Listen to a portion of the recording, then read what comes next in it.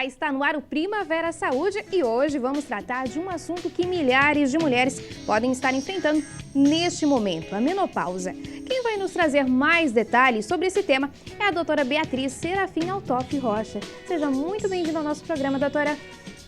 Obrigada, boa tarde aos telespectadores. Doutora, vamos começar debatendo esse assunto? Queria que a senhora definisse pra gente, né, o que é menopausa? Então, a menopausa, ela é um diagnóstico clínico, né? Se trata do último período menstrual da mulher. A gente geralmente faz esse diagnóstico depois, porque ela tem que estar há um ano sem menstruar. Então, é a data há um ano sem sangrar, o último sangramento define a menopausa, né? E como realiza esse diagnóstico? É clínico, a paciente vai procurar. Tem algumas pacientes que param realmente, né? É pontual, assim, eu parei dia tal, depois não venho mais. Mas a maioria começa a ter alguma irregularidade menstrual, né? Ou a menstruação começa a ficar mais espaçada, vem um mês, daí outro mês não vem, né? Ou ela começa a sangrar demais, sangra pouquinho, né? Cada corpo reage de um jeito. Mas a gente vai definir mesmo quando for o último período menstrual. Então, se ela vir para mim hoje e disser assim, não, eu já estou há 6 meses sem menstruar. Pode ser que seja menopausa, pode ser que não, vamos aguardar, né? Ou se ela vem para mim, eu estou com uma irregularidade menstrual. Bom, pode ser que esteja próximo ou não. Agora, se ela vir, não, eu estou há 2 anos sem menstruar. Né? Na idade, lógico, né? Não, então tá na menopausa, daí já é feito o diagnóstico. E como se desenvolve? Então, o que é a menopausa? A menopausa é a falência ovariana, né? O ovário ele para de produzir folículo, né? Os folículos que são de onde vão sair os óvulos para a mulher engravidar, né? A parada dessa produção é a menopausa, esse período de menopausa, onde ela vai ter uma queda hormonal que vai acarretar, na maioria das pacientes, algum sintoma. Quais os principais sintomas, falando nisso, o principal sintoma, que é o que mais incomoda, é o famoso calorão, né? Então, não digo todas, tem paciente que passa super bem, mas a maioria vai ter um pouquinho de calor. Tem algumas que tem um pouco, tem umas que sofrem demais, que tem muito calor, né? Mas é o principal, tá? O calor, geralmente, ele está associado à insônia, porque essa mulher vai ter o calor, ela vai ter esse calorão à noite, né, que é o fogacho que a gente fala. Então, ela vai acordar, ela vai perder o sono. Então, o fogacho leva à insônia. A insônia acaba acarretando a depressão junto com a falta de hormônio. Isso tudo mais ou menos ligado às ondas de calor, tá?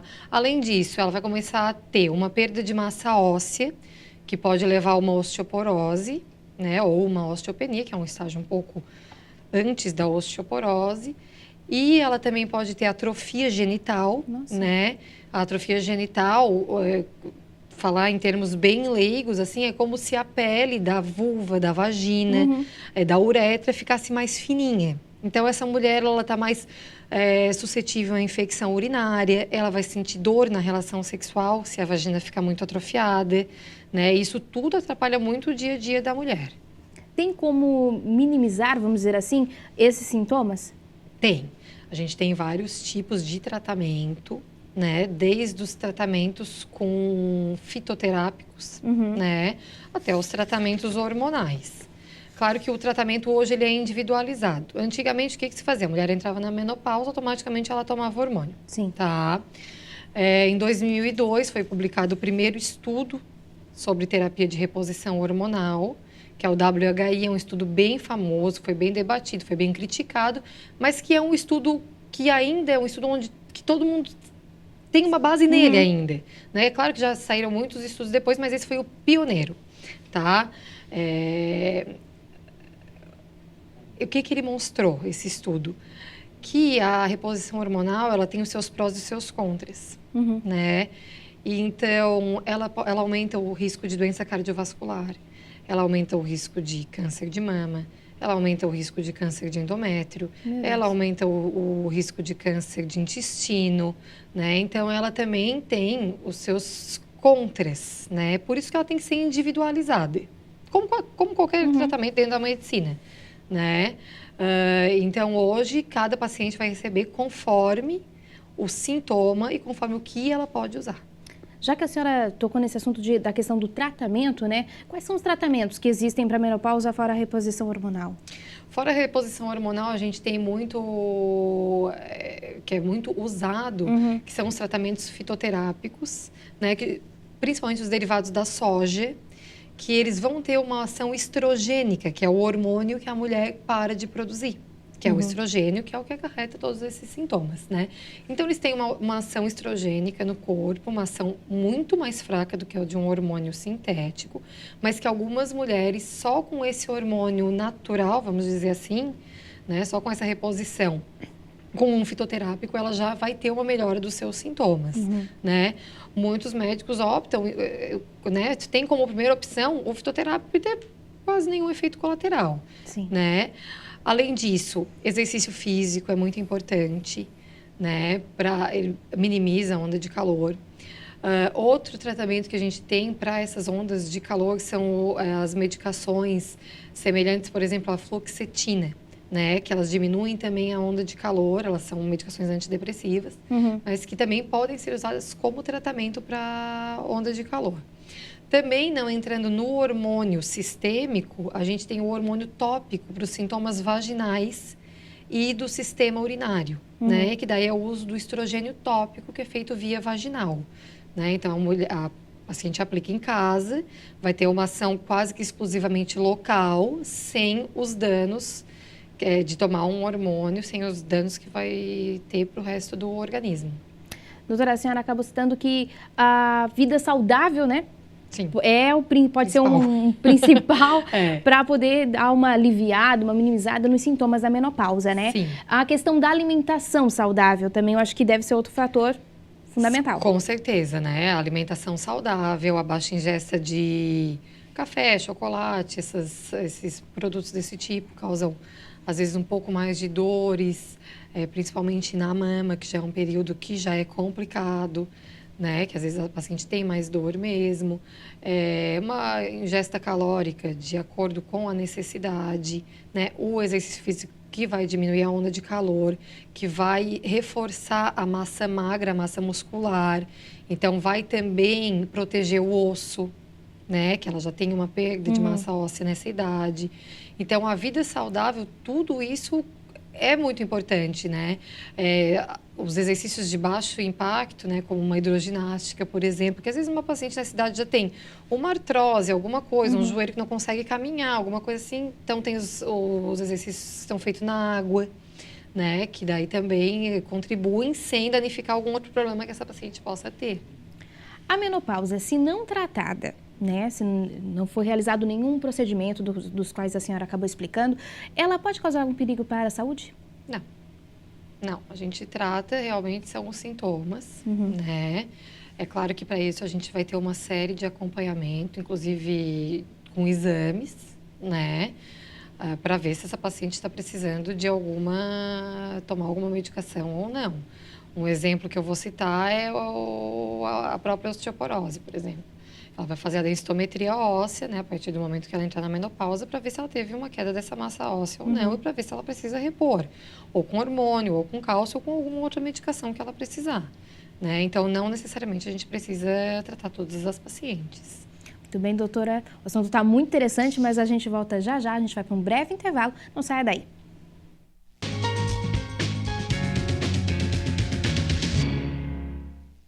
Uma chuva de bênçãos vai chegar na sua casa. Missionário R.R. Soares apresenta A Volta da Vitória. Oh, glória, nós damos glória e vamos todos dar a volta da vitória. 12 músicas que farão todos os seus dias mais felizes. Domingo eu vou encontrar a ti, Jesus. Canções para quem tem fé. Você creu, Deus deu, a promessa em você será cumprida.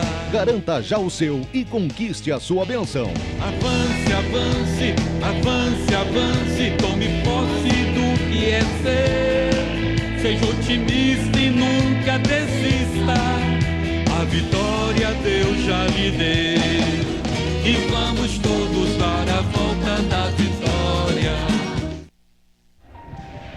Você orou e acreditou sua vida inteira. E aqui está. Explica isso pra mim. Alguns questionam sua existência. Porque vocês oram a Jesus abertamente em todos os episódios. Se o rejeitarmos, ele nos rejeitará.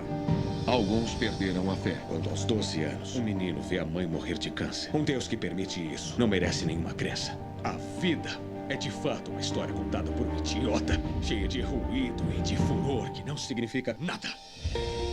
Eu sou o professor Redson e essa é a classe de filosofia 150. Eu quero evitar debates sem sentido e pular para a conclusão que os alunos do segundo ano conhecem. Não existe Deus. O que eu quero de todos vocês é que preencham as folhas que eu distribuí com 3 pequenas palavras. Deus está morto. Quando sua fé é testada. Sr. Whittam, algum problema? Não posso fazer o que o senhor mandou porque eu sou cristão. Se você não consegue admitir que Deus está morto para os fins desta aula, então vai precisar defender a antítese. Lute por aquilo que A acredita. aceitação desse desafio pode ser o único contato com Deus e Jesus que eles venham a ter. Sabe, pra mim, ele não está morto. Eu não quero que ninguém deixe de acreditar nele só porque um professor acha que deve. Sr. Whittam, está pronto? Kevin Sorbo. Shane Harper. Com David A.R. White. Com a participação de Newsboys, Willie e Corey Robertson e Tim Kaine. A ciência apoia a existência dele, você sabe a verdade. Por que odeia ele? Olha, é uma pergunta bem simples, professor. Por que odeia Deus? Deus não está morto.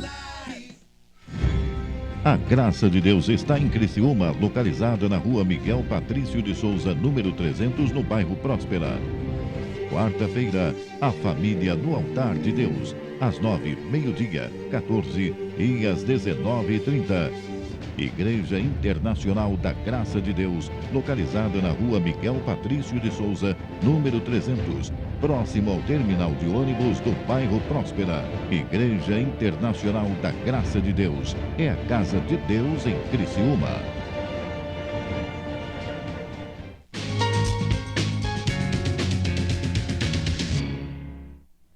Estamos de volta e você, nosso telespectador, pode participar através do telefone 3442-2012. Tire suas dúvidas através do telefone 3442-2012. Nosso tema de hoje é menopausa.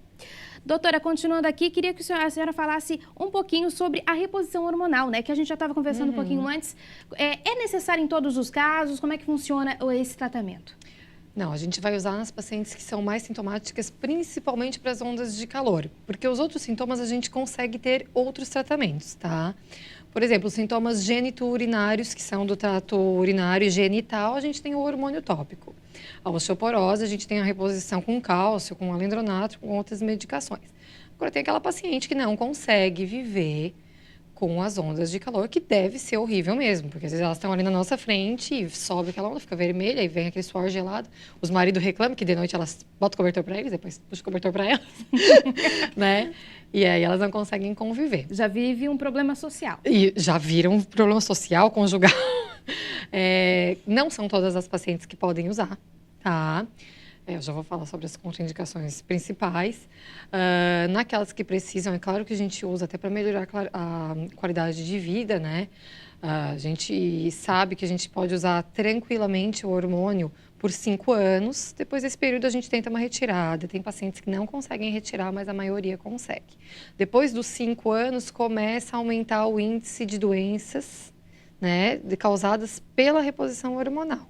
Então, a gente tem uma faixa de segurança boa para um tratamento dessa paciente. As pacientes que não podem usar hormônio, né? As pacientes que já tiveram trombose, tá? Assim como o anticoncepcional também, uma paciente não pode usar qualquer tipo de hormônio feminino se já teve trombose. As pacientes já tiveram câncer de mama, as pacientes já tiveram câncer de endométrio, né? A gente tem que avaliar muito bem paciente hipertensa que não está muito bem controlada, né? Tem todas essas situações.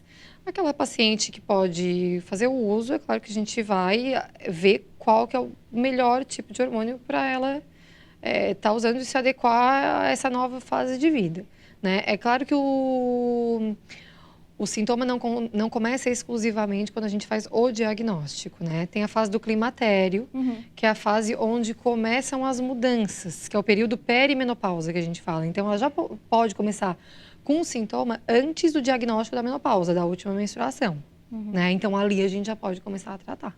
Doutora, só um minutinho que a gente tem uma ligação. Alô? Alô? Oi, boa tarde. Com quem falo? Boa tarde, com a Zane. Como?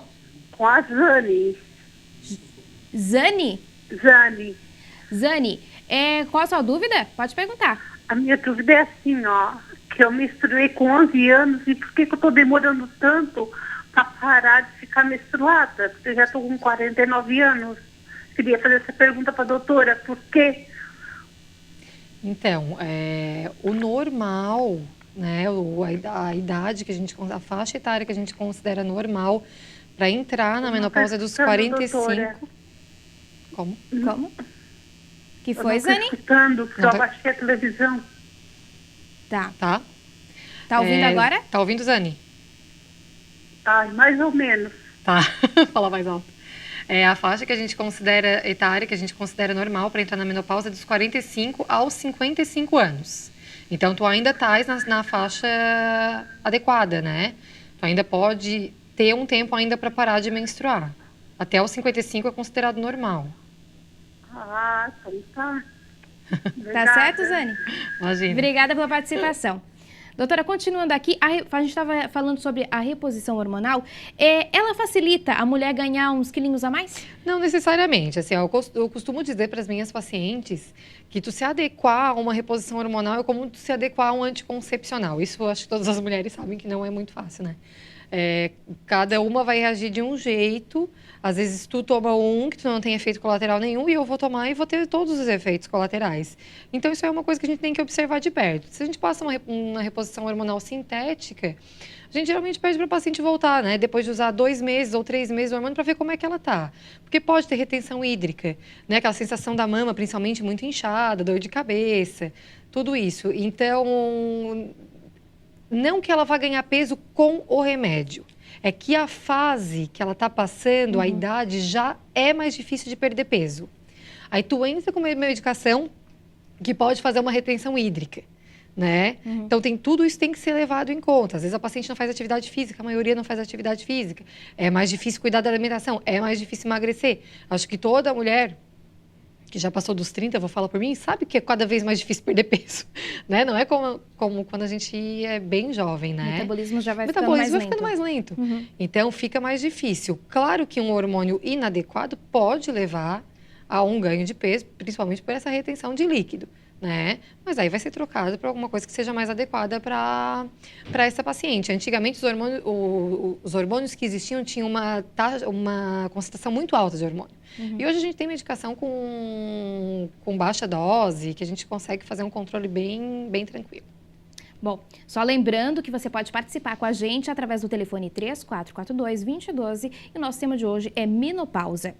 Continuando aqui, doutora, a senhora, cada vez que cita a reposição hormonal, você fala que existem vários tipos, né? Como é que é feita essa relação? É do mesmo modo mesmo como o anticoncepcional? Existem vários tipos de tratamento, vamos dizer assim? A gente tem basicamente 3 tipos de terapia hormonal sintética, né?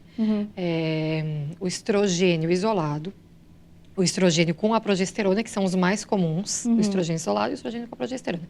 E a tibolona, que é um terceiro tipo de medicação, não é nem estrogênio nem progesterona, mas ele vai se ligar aos receptores desses hormônios no corpo e ter uma ação semelhante a eles, tá? Cada um para um tipo de paciente. O estrogênio isolado, a gente usa geralmente para paciente que já retirou o útero. Então, essa paciente não precisa da progesterona, ela pode usar só o estrogênio, tá?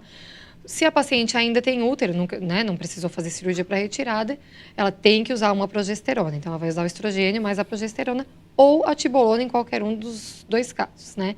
E as vias a gente também tem, né? A via oral, que é o comprimido, que é o mais comum.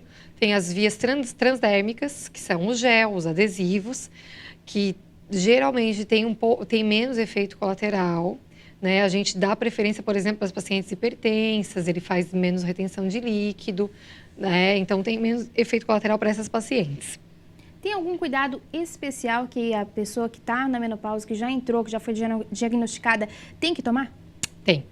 A paciente, para começar uma reposição hormonal, ela obrigatoriamente tem que ter uma mamografia em dia e um ultrassom transvaginal, tá? Por quê? Porque, como eu já citei aqui, a reposição hormonal ela aumenta o risco para câncer de mama e câncer de endométrio. O endométrio é o tecido que fica dentro do útero. Então, ela precisa ter esses exames normais para poder começar a medicação. Doutora, menopausa precoce, ela é comum? É comum, não é rara. Antes dos 45 anos é considerada menopausa precoce, né? Não é tão comum assim, a gente não vê todo dia, mas existe, né? Um dos principais fatores é o tabagismo, né? O cigarro, ele danifica a circulação ovariana, né? Então, menos circulação, né? Chega menos aporte de oxigênio nesse ovário para ele funcionar, ela pode ter uma menopausa precoce. E como evitar essa menopausa precoce? Existe algum meio? Não, o único fator seria o cigarro, né? Agora, aquelas pacientes que não têm esse fator do tabagismo, não tem como evitar. A gente não sabe exatamente quando que cada paciente vai entrar na menopausa, né? Às vezes, mas eu comecei muito cedo, mas eu comecei muito tarde, não tem muito a ver, né? Como essa telespectadora que ligou, que perguntou que a menstruação às vezes incomoda mesmo. Tu vê que ela está com 49 anos e ela já não vê a hora de parar de menstruar, mas ela ainda está no período normal. Então, a gente não tem como prever quando que ela vai parar. Só porque quando também ela para fora da idade é algo preocupante, né? É preocupante, né? Quando para muito jovem é preocupante pelos efeitos que a falta do hormônio vai trazer no corpo dessa paciente, né? O que a gente mais se preocupa é a perda de massa óssea, né? E os sintomas geniturinários, né? Os sintomas vaginais, os sintomas de canal uretral, tudo isso. Essa questão, só para a gente deixar bem claro, o que realmente a telespectadora citou, a idade, né? Quando que deve se encerrar, quando é normal, vamos dizer assim, encerrar o ciclo menstrual e tá entrando, né, nessa fase da menopausa? Então, geralmente se dá dos 45 aos 55, antes considerada precoce e após considerada tardia. A tardia é um pouco mais rara, a gente não vê tanto quanto a precoce. Diante dessa situação, né, no cardápio que a gente comentou anteriormente, quais seriam a alimentação que a gente deveria focar mais? Mais proteínas? O que deveria ser utilizado mais? A alimentação é aquela preconizada, né, com menos carboidrato, né? Na verdade, tem a taxa certa de carboidrato, de proteína, menos gordura, lógico, né? Quanto menos produtos industrializados a gente usar, melhor. E a gente sempre orienta para essas pacientes um aporte maior de cálcio, né, para o osso. De repente, inserir uma soja na dieta, né? Uma soja que ela gosta, porque os produtos derivados de soja também, né, as nutricionistas vão me matar. Mas o paladar é um pouco difícil. Mas é difícil, assim, é difícil quem gosta de um leite de soja, um suco de soja, de um queijo de soja, aquele negócio para mim parece um isopor, aquele tofu, né? Mas a sementinha da soja parece um amendoinzinho. Ela é muito gostosa, então ela é uma alternativa, né? Usa uma sementinha de soja em cima de uma salada, né? Já é uma coisa que ela pode inserir. Tem um iogurte, como eu sei que não pode citar marca, né?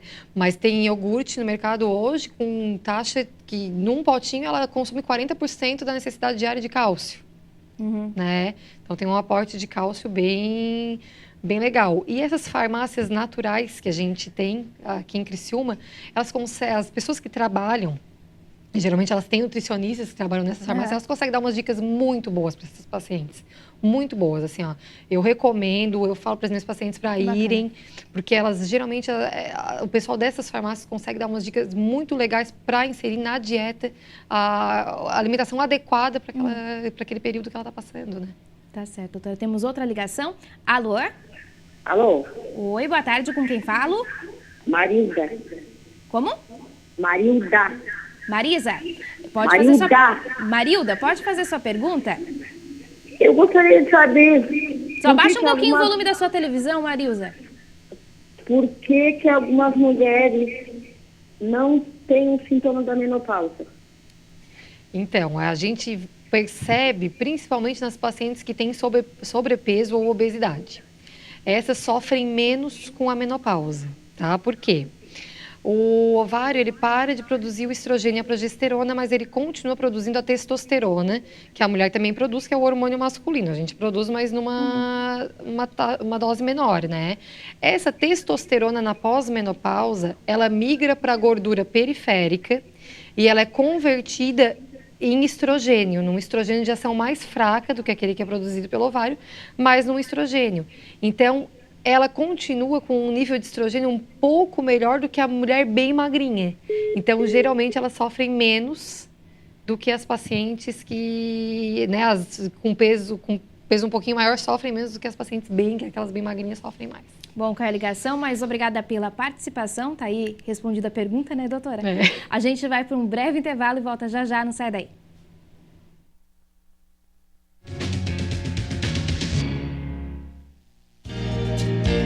Meu pai sempre ensinou. Meu pai consertava coisas para todo mundo.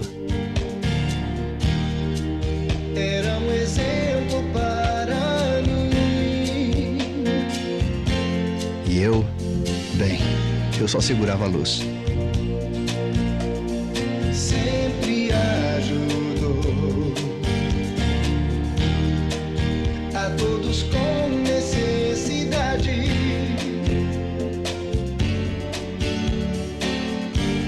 Com o passar dos anos, consertamos coisas para os amigos e desconhecidos. Ele estava ensinando muito mais do que simplesmente consertar coisas.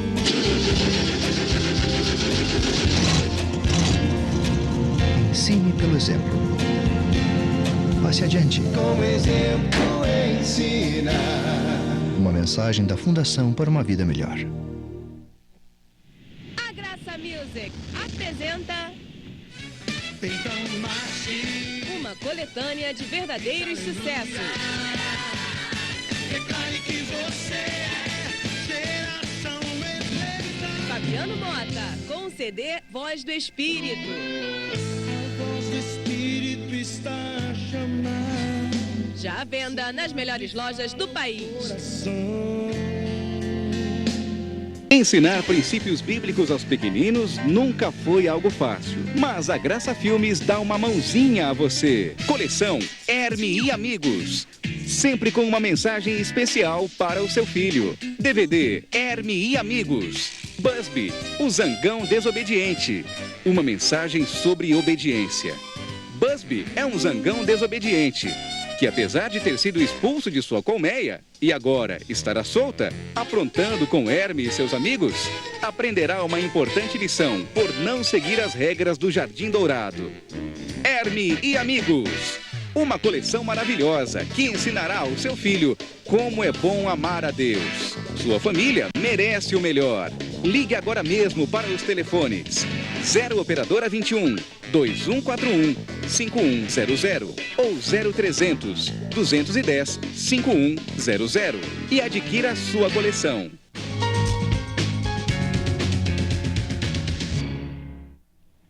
Estamos de volta. O nosso tema de hoje é menopausa e você, telespectador, pode participar com a gente, só não pode como deve, através do telefone 3442-2012. Doutora, voltando aqui, o organismo ele acaba sofrendo, né, sendo afetado, né, devido à menopausa. Através de algumas leituras que eu fiz sobre o assunto, eu acabei observando que o osso, como a senhora citou durante todo o programa, né? E o coração são as partes, assim que eu posso dizer, mais atingidas. Isso. Na verdade, o coração são estudos que saíram depois desse que eu te citei, de 2002. E cada vez isso vem tendo um embasamento maior científico, que a mulher, depois da menopausa, então depois do último período menstrual, ela começa a crescer o risco de infarto, e a chance da mulher ter um infarto fica similar ao do homem pela falta da produção do estrogênio, tá? Então, essa mulher, ela vai ter que se cuidar que nem ela cuida do homem. Claro que a gente não vai prevenir esse infarto com a reposição hormonal, tá? Mas ela tem que ter os cuidados de alimentação, de exercício físico, colesterol, tudo isso igual o sexo masculino, porque depois da menopausa a mulher começa a a ficar semelhante o padrão cardiovascular ao do homem. Eu brinco com as minhas pacientes no consultório, primeiro, que a mulher tem prazo de validade, né? Porque depois da menopausa começa a aparecer tudo. E outra coisa que acontece muito, que a gente chama que é o androgenismo, né? É que como a mulher continua produzindo a testosterona, a gente já não produz mais o estrogênio, muitas pacientes se queixam de ganho de gordura abdominal, que é outro risco para a doença cardiovascular, e elas ganham mesmo, elas acabam perdendo um pouco de quadril e acabam ganhando essa gordura abdominal, tá? O pelo que surge na face também é por causa desse desbalanço, né? Desse novo contexto hormonal que o corpo está sofrendo. Doutora, a gente já vou apurar mais e falar um pouco mais sobre esse assunto. Deixa a gente só atender uma ligação antes. Alô? Alô? Oi, boa tarde. Com quem eu falo? Boa tarde. Com quem eu falo? Com a Carmen. Carmen, pode fazer sua pergunta. É assim, eu entrei na menopausa com 46, 47 por aí. E eu tô com 50 anos. E eu fiz o meu preventivo semana passada, eu não tomo hormônio, nada. E deu um pólipo. Isso é causado pela menopausa? Sim, Carmen, assim, geralmente o pólipo, ele advém da falta do hormônio. O pólipo é como se fosse uma massinha que cresce no colo do útero, né? Ela viu, porque foi coletar o preventivo, então observaram o colo dela, viu esse pólipo. É uma coisa bem simples de tratar, né? Para fazer a ressecção, é bem fácil, se faz no consultório mesmo, não precisa, né? Se for um pólipo de colo de útero, não precisa ser nada em centro cirúrgico, mas geralmente ele aparece mais em pacientes na pós-menopausa. Bom, acabou caindo a ligação. Obrigada pela participação, Carmen. Bom, doutora, voltando aqui, a gente estava falando sobre o androgenismo. Exatamente, o pelo na face. O pelo na face. Então, algumas pacientes se queixam muito, que começa a aparecer pelo, principalmente nessa região do queixo, né? A gente tem o tratamento principal hoje, né? O laser. Claro que não é acessível, a gente sabe a todas as pacientes, é um tratamento um pouquinho mais caro. A gente tem algumas medicações também que podem diminuir essa produção do pelo por diminuir a taxa do hormônio masculino circulante, né, na mulher. Bom, doutora, a gente teve uma participação por telefone que eles acabaram deixando ali com a nossa produção. Teve uma telespectadora que ligou e falou que está 3 meses sem menstruar, né? E com 50 anos. Isso é normal? Isso pode ser um índice já de menopausa? O que podemos dizer para ela? Então, pela faixa etária que ela está, provavelmente ela vai entrar na menopausa. Claro que a gente não pode afirmar ainda, né? O que acontece? Ela está 3 meses sem menstruar. Eu não posso dizer que ela não vai ovular mais, que ela não vai ter outro ciclo ovulatório, que ela não vai sangrar de novo.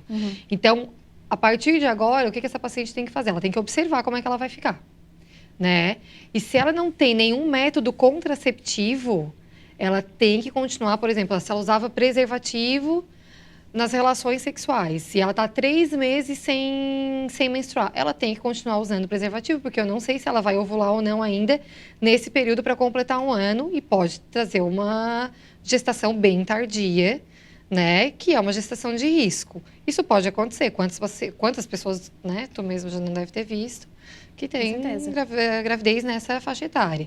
Então, é bom procurar o médico, ela vai fazer os exames de rotina dela, mamografia, o preventivo, e já vai começar a ver se tem algum sintoma, se ela está sentindo alguma coisa que indique que ela possa estar entrando, né, nesse período de climatério e menopausa.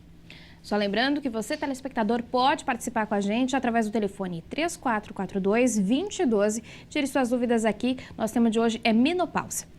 Doutora, voltando aqui, a senhora tinha acabado citando que tem alguns cuidados especiais, né? Sim.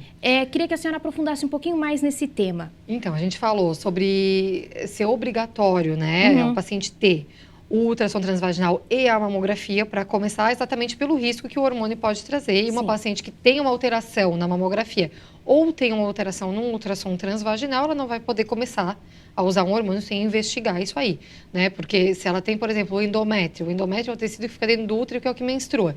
Se ela está com esse endométrio um pouco espessado, ela não vai começar uma reposição hormonal, sendo que ali pode ser um câncer de endométrio incipiente e a gente vai estar acelerando esse processo, né? Meu Deus. Então, esses exames são, assim, o básico do básico. Fora isso, ela tem que saber né? Os cardiologistas tocam muito nessa tecla, que são saber como é que está o colesterol, como é que está o triglicerídeo, para ver se ela pode realmente tomar, se não vai alterar o perfil lipídico dela, já que é uma paciente que já vai entrar para um risco cardiovascular maior, né? Então, todos esses cuidados a gente tem que ter.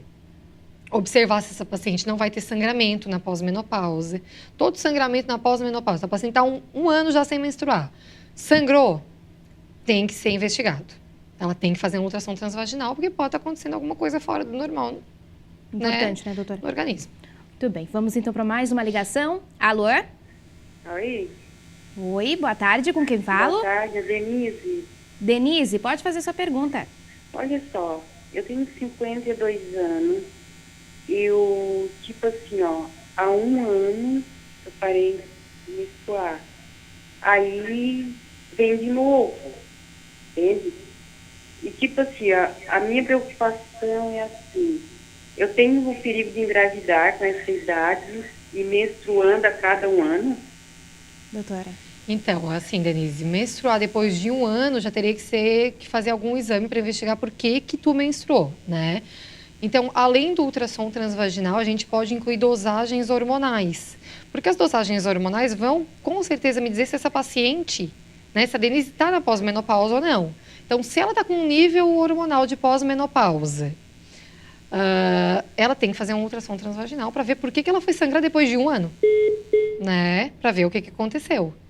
Bom, queria agradecer a ligação da Denise, né? A participação, a ligação caiu, mas está aí a resposta, Denise. Bom, doutora, tem um tema que é um pouco polêmico na área, né? Que eu gostaria que tu citasse, nem que for um pouquinho, a gente está chegando no final, mas eu gostaria que, não queria deixar de passar essa oportunidade, né? Que é o hormônio bioidêntico, né? Isso, bioidêntico. Bioidêntico. Por favor, pode falar um pouquinho bioidêntico exatamente por ele ser... convencionou chamar dessa forma, por ele ser mais similar ao que a gente produz. É por isso que é bioidêntico, idêntico ao biológico, tá? Isso foi uma febre, assim, de uns 2 anos para cá, o hormônio bioidêntico. Eles são hormônios que são produzidos sinteticamente, mas que se parecem mais com as moléculas que a gente produz no nosso corpo. Sim. Né? Então, teoricamente, teria menos efeito colateral, tudo isso, né? O problema desses hormônios bioidênticos é que eles foram muito difundidos como uma terapia anti-envelhecimento, tá? Então, que a paciente usaria, né, esses hormônios e que seria a fórmula da juventude. E que não é verdade. E que não é verdade. O Conselho Federal de Medicina pediu para que não se propagasse mais dessa forma. Realmente não é mais propagado dessa forma. Eles podem ser usados. Tem muito médico que utiliza os hormônios bioidênticos, mas com as mesmas restrições dos hormônios sintéticos. Então, aquela paciente que, como eu falei, a que teve câncer de mama, que teve trombose, que teve câncer de endométrio, ela não vai usar nem o sintético, nem o bioidêntico. Né? Nenhum dos dois. Os dois têm risco, tem que tomar cuidado. Muito bem.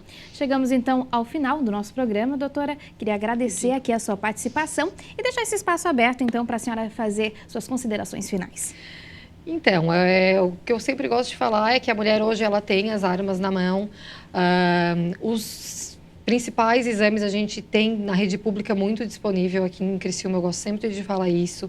Né? Então, a paciente consegue fazer seu preventivo no posto de saúde, a paciente consegue fazer a sua mamografia praticamente sem fila e que se cuidar e a prevenção é o caminho. A gente ainda recebe pacientes com doenças bem avançadas, né?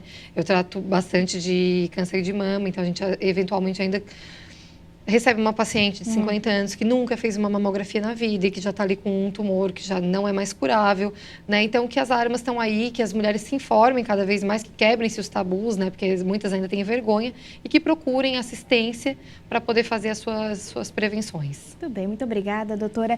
Vamos só passar o telefone da doutora para quem quiser, doutora Beatriz, pelo telefone 3438-1455, está aí na sua tela. Então, pode encontrar a doutora através desse telefone. Vou deixando aqui uma mensagem de reflexão. Tu criaste o íntimo do meu ser e me teceste no ventre de minha mãe. Salmos, capítulo 139, versículo 13. A gente vai ficando por aqui. Obrigada pela sua audiência e até o próximo Primavera e Saúde. Tchau, tchau!